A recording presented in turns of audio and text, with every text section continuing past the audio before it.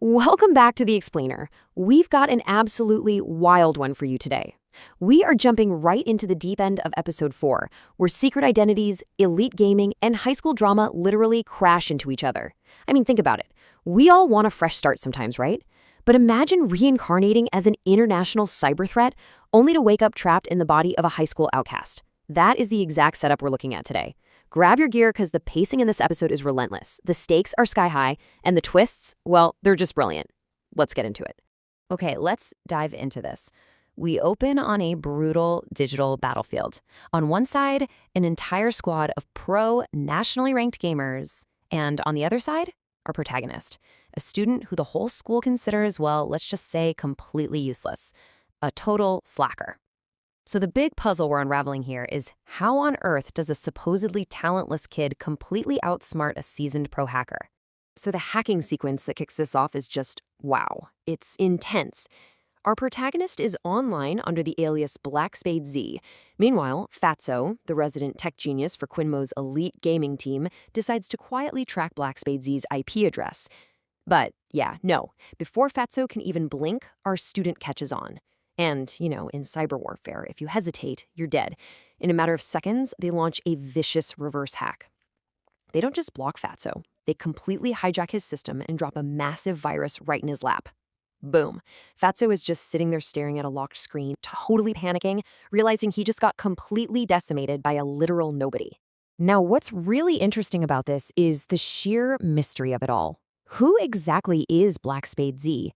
Fatso actually tells his boss, Quinmo, that whoever this is, they are brilliantly specialized. Like any normal hacker wouldn't have made it past their first firewall, but this player, they dismantled the pros like it was a warm-up exercise.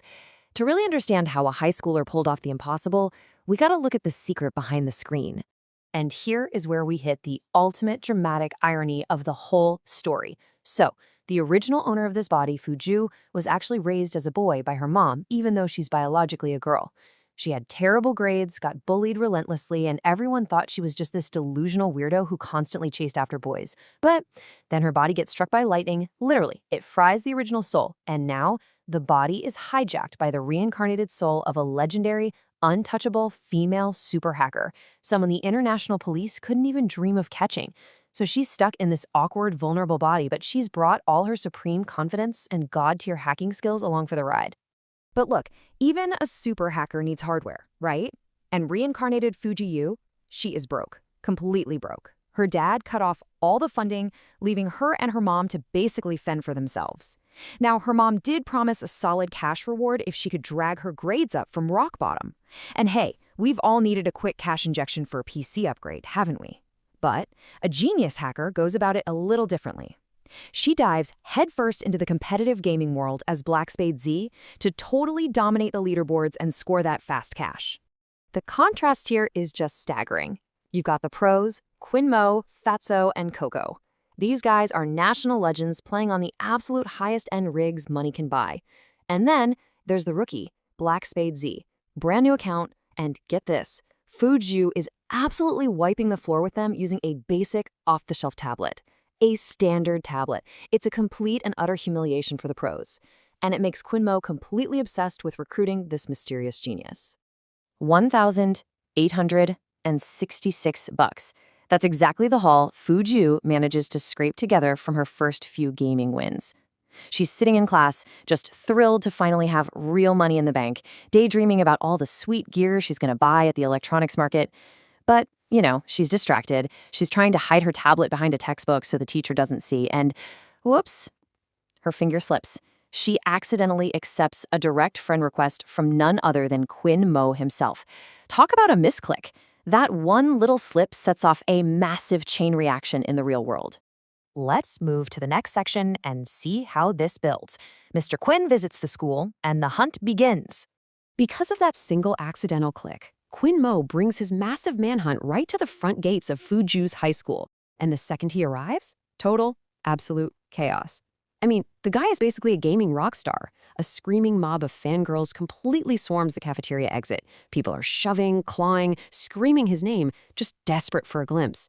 Meanwhile, our reincarnated hacker, Fuju, she could not care less. She literally just wants to grub some food, escape the deafening noise, and hit the electronics market. But come on, you can never just walk away quietly in high school, can you? Enter Yo Zio. She's this golden-haired bully walking around with a massive chip on her shoulder. See, earlier in the story, Fuju had totally put her in her place, and now Yo Zio is just itching for some petty revenge. She spots Fuju trying to squeeze through this dense, crazy crowd of screaming fans, and she sees her opening. Out of nowhere, Yosio shoves Fuju hard. Fuju goes flying forward straight into the path of the incoming superstar Quinmoa. Bam! They collide, they go down together, basically staring right into each other's eyes. The entire school lets out this collective gasp of pure horror. And what does Fuju do? Instead of panicking or apologizing, she audaciously reaches out, grabs the legendary Quinmo right by the chin, and smoothly drops the line, "My friend, you are very good looking." I mean, the sheer panic from her sidekick and the absolute outrage from the crowd is just chef's kiss. It's incredible.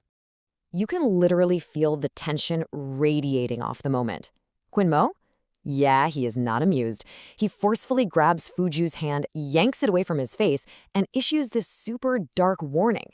He basically tells her, watch your words and keep your hands to yourself if you want them to remain unbroken. It is such an intense, chilling face-off. And the best part of all this? Quinmo has absolutely no clue that this arrogant, weirdo boy he's currently threatening is the exact same super hacker Black Spade Z that he is tearing the city apart to find. Right after this encounter, the pacing just shifts into absolute overdrive. Fuji bolts to the school roof. Within 1 minute, she uses her tablet to hack the school's security cameras just to confirm it was Yoshio who pushed her.